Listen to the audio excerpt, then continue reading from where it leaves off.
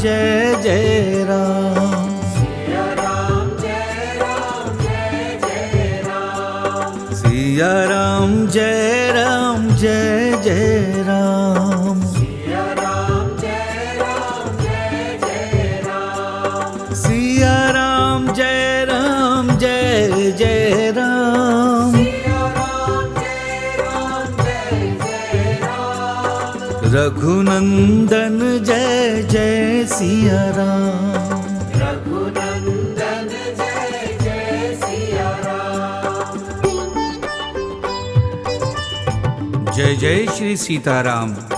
प्रिय भक्तजनों, रविंद्र जैन ग्रुप द्वारा प्रस्तुत की जा रही सीरीज सुनो श्री राम कहानी में हम मर्यादा पुरुषोत्तम भगवान श्री राम के जन्म से लेकर उनके राज तिलक और साकेत गमन तक की कथाओं को क्रमबद्ध तरीके से आप सब तक पहुंचाने का प्रयास कर रहे हैं। साथ ही हमारा प्रयास यह भी है कि इन कथाओं से यदि कोई संदेश और सीख चुनकर निकाल सकें तो वह भी आप सब तक पहुंचाएं। रामचरितमानस जन जन में बहुत अधिक प्रचलित है और श्री वाल्मीकि रामायण और अध्यात्म रामायण का प्रचलन जन सामान्य में कम है। संभवतः यह भी कारण है कि भगवान श्री राम से जुड़ी हुई बहुत सारी कथाएं अभी भी अनसुनी हैं। वैसे तो भगवान श्री राम की कथाओं को लेकर शास्त्रों और विद्वानों ने कहा है कि हरि अनंत हरि कथा अनंत, कहीं सुनहि बहु विधि सब संता। राम नाम कर अमित प्रभाव, संत पुराण उपनिषद गावा। संत पुराण उपनिषद गावा।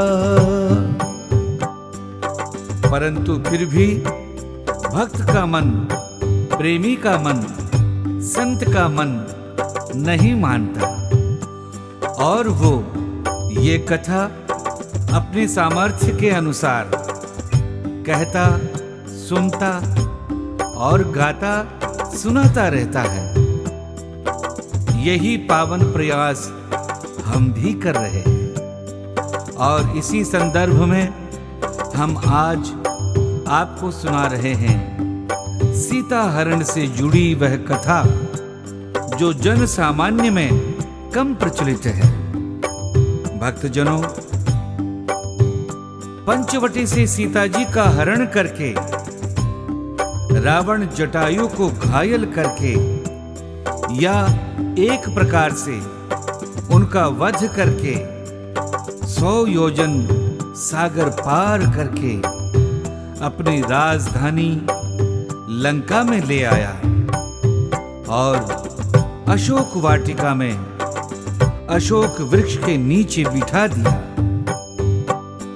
सीता जी के चारों ओर उस अनजान स्थान पर भयानक राक्षसों का पहरा बिठा दिया। सीता जी ने कभी स्वप्न में भी दुख नहीं देखा था। माता पिता के घर से लेकर ससुराल तक उनका लालन पालन बहुत लाड प्यार से हुआ था। उनकी जननी सुनैना जी का लाड प्यार तो छोड़िए, उनकी सासू मां कौशल्या जी ने भी कभी उनको दिए की बत्ती तक इधर उधर करने जैसा छोटा सा काम भी नहीं कहा। सीता जी ऐसे परिवेश में पली बढ़ी थी कि वह चित्र में बने हुए बंदर देखकर भी डर जाती थी। ऐसे ममता, वात्सल्य और लाड प्यार भरे परिवेश में पली हुई सीता जी जब इतने दुर्दांत भयानक राक्षसों के बीच में पहुंच गई तो उनकी क्या दशा रही होगी, यह हमारी कल्पना से भी परे है। लंका में सीता जी की यह दशा देखकर ब्रह्मा जी एक प्रकार से तो आश्वस्त हो गए कि रावण का ये महापाप अब उसके सर्वनाश का कारण बनेगा। दूसरी ओर उन्हें सीता जी की दशा देखकर उनकी चिंता हुई और अपनी इसी चिंता के निवारण के लिए ब्रह्मा जी ने देवराज इंद्र को अपने पास बुलाकर उनसे कहा, देवराज, तीनों लोकों के हित और राक्षसों के विनाश के लिए इस पाप आत्मा रावण ने सीता जी को लंका में पहुंचा दिया है। पतिव्रता महाभागा जानकी सदैव सुख में पली बड़ी हैं। इस समय वो अपने पति के दर्शन से वंचित की गई हैं और राक्षसों से घिरी रहने के कारण सदैव उन्हीं को अपने सामने देखती है। उनके हृदय में अपने पति के दर्शन की तीव्र लालसा बनी हुई है, परंतु उनको मिल रहा है घोर राक्षसों का ही दर्शन। लंकापुरी समुद्र के मध्य में बसी हुई है। वहां रहती हुई सीता जी तक भगवान श्री रामचंद्र जी पता नहीं कब और कैसे पहुंचेंगे। सीता घोर दुख के साथ ही नाना प्रकार की चिंताओं में भी डूबी रहती हैं। पति के लिए इस समय वे अत्यंत दुर्बल हो गई हैं। ना भोजन कर रही हैं, ना जल पी रही हैं। अतः ऐसी दशा में निसंदेह वह अपने प्राणों का परित्याग कर देंगी।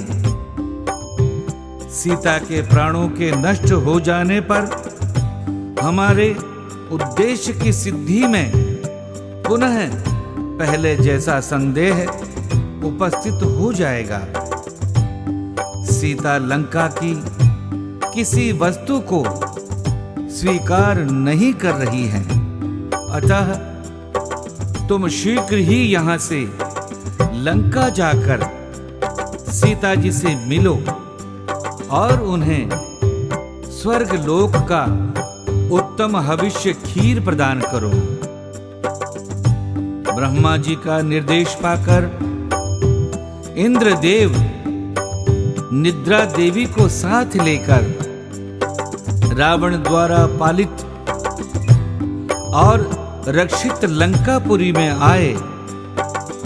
वहां आकर इंद्रदेव ने निद्रा देवी से कहा, हे देवी, तुम राक्षसों को मोहित करो और इन पर अपना प्रभाव डालो।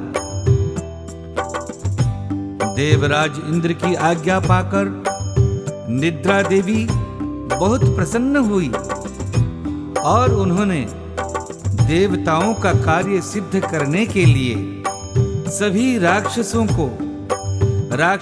को अपने प्रभाव से मोह निद्रा में डाल दिया।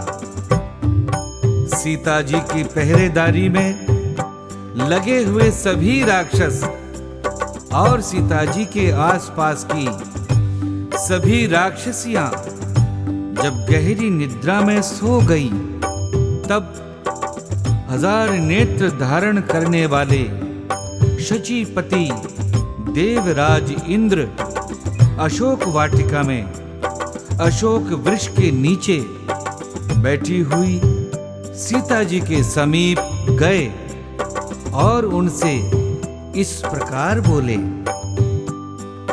हे जनक नंदिनी, हे पावन चरित्र वाली सीता देवी, मैं देवराज इंद्र ब्रह्मा जी के निर्देश पर यहाँ आपके पास आया हूँ।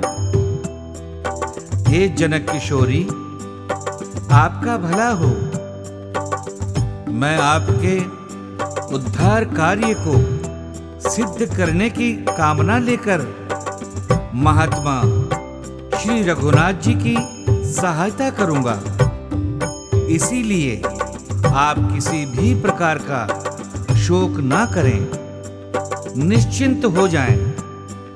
मेरी सहायता और मेरे प्रयास से प्रभु श्री राम बड़ी भारी सेना के साथ समुद्र को पार करेंगे, इन अत्याचारी राक्षसों का संहार करेंगे और आपका इस घोर नरक समान वातावरण से उद्धार करेंगे।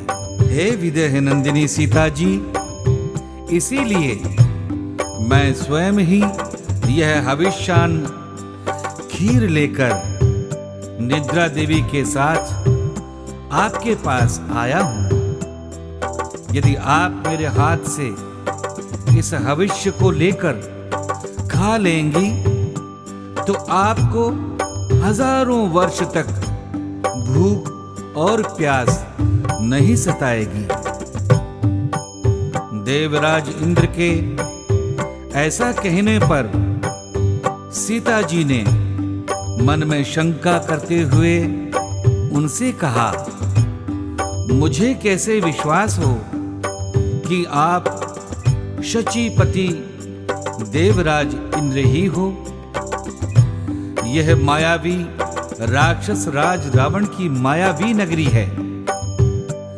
यहाँ पग पग पर माया फैली हुई है। जो कुछ आपने कहा, यदि वह भी कोई माया हुई तो देवराज इंद्र, मैंने श्री राम और लक्ष्मण जी के समीप देवताओं के लक्षण अपनी आंखों से देखे हैं। यदि आप साक्षात देवराज हैं तो उन लक्षणों को दिखाइए। सीता जी की यह बात सुनकर शचीपति इंद्र ने वैसा ही किया। उन्होंने अपने पैरों से पृथ्वी का स्पर्श नहीं किया, आकाश में निराधार खड़े रहे। उनकी आंखों की पलकें नहीं गिरती थी। उन्होंने जो वस्त्र धारण किया था उस पर धूल का स्पर्श नहीं होता था।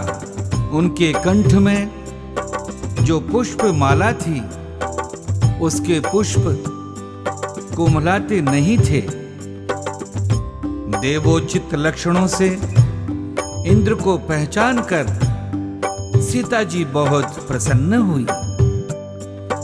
वे भगवान श्री राम के लिए रोती हुई बोली, भगवान, सौभाग्य की बात है कि आज भाई सहित महाबाहु श्री राम का नाम मेरे कानों में पड़ा है।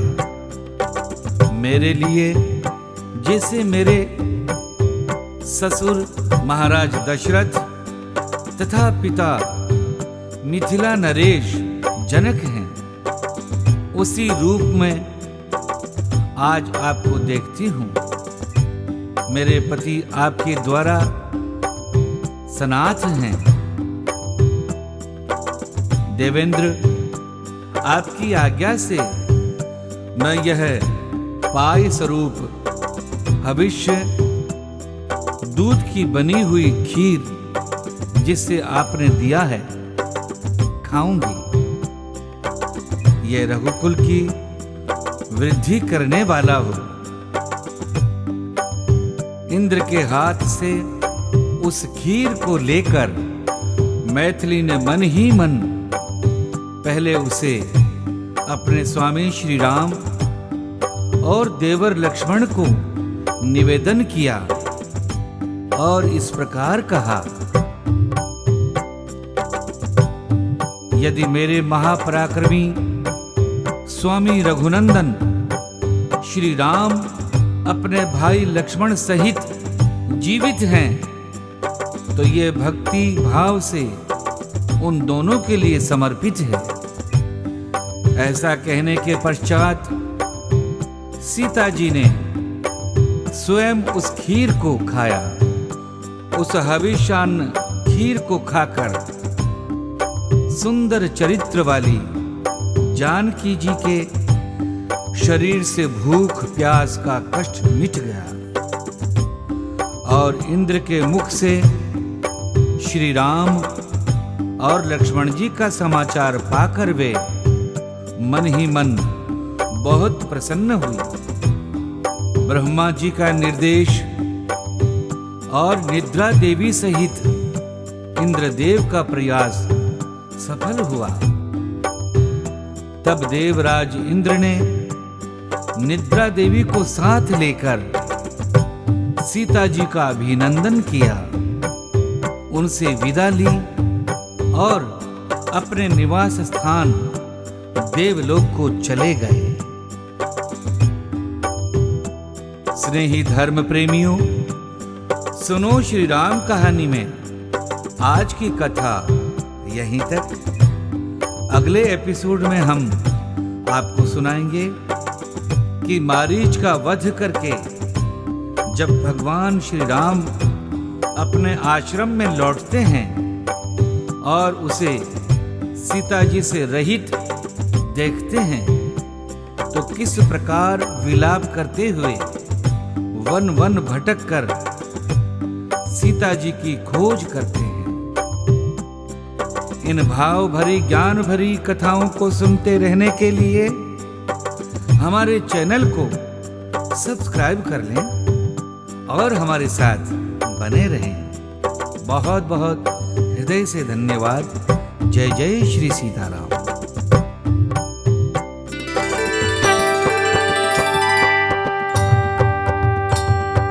सिया राम जय राम जय जय राम। सिया राम जय राम जय जय राम। सिया राम जय राम जय जय राम। सिया राम जय राम जय जय राम।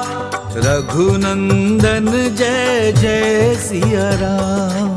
रघुनंदन जय जय सिया राम। रघुपति राघव राजा राम। रघुपति राघव राजा राम। पतित पावन सीता राम। पतित पावन सीता राम। सिया राम जय जय राम। सिया राम जय राम जय जय राम। सिया राम